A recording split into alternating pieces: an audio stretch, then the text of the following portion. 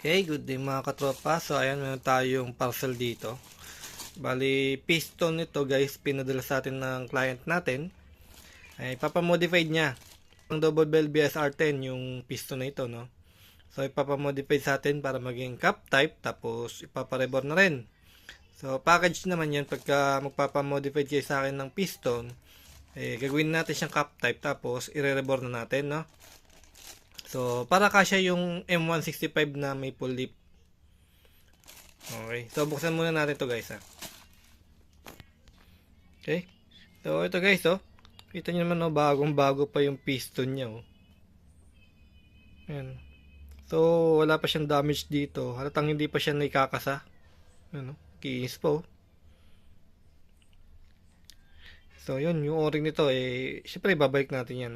Magagamit pa niya yan pagka, pagka meron siyang reserbang stock piston. So, ayan, ito nga pala. Shoutout natin si Sir, ayan, Chester Caro. So, taga Masbate pa yan guys, oh. So, yun, pinadala niya. Kaya medyo matagal bago dumating. Parang 3 days yata bago dumating sa akin. So, ang mahalaga dumating, no? So, ito, ayusin na natin to, i-modify na natin. Then, siyempre, balik na natin to kinabukasan. Okay, simulan na natin.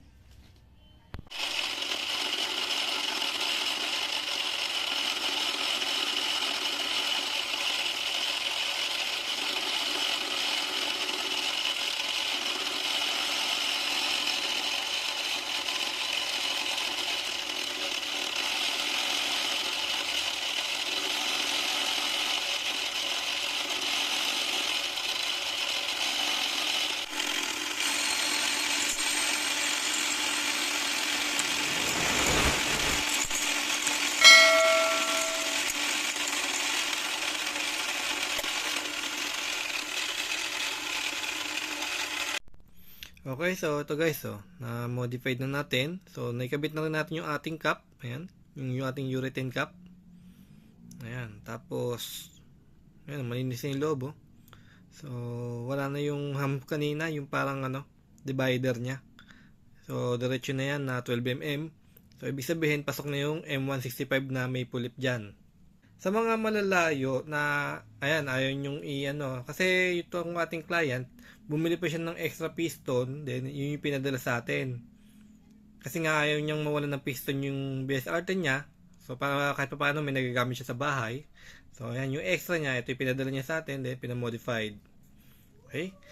Ngayon, sa mga walang extra dyan, or kung gusto nyo ng mag-upgrade na hindi pinapadala yung piston sa akin, ayan, pwede nyo subukan itong ating piston kit. Ayan. So, cup type siya, meron siyang, so, urethane cup din siya guys, pero mas manipis. Ayan. Tapos, meron siyang adapter dito. So, plug and play siya sa ating, sa stock piston.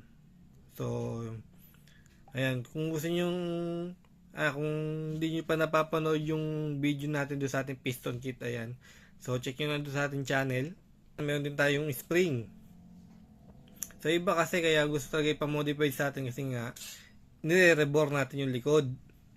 So, yung butas niya kasi nga, gagamitan ng mas magandang spring, mas malakas.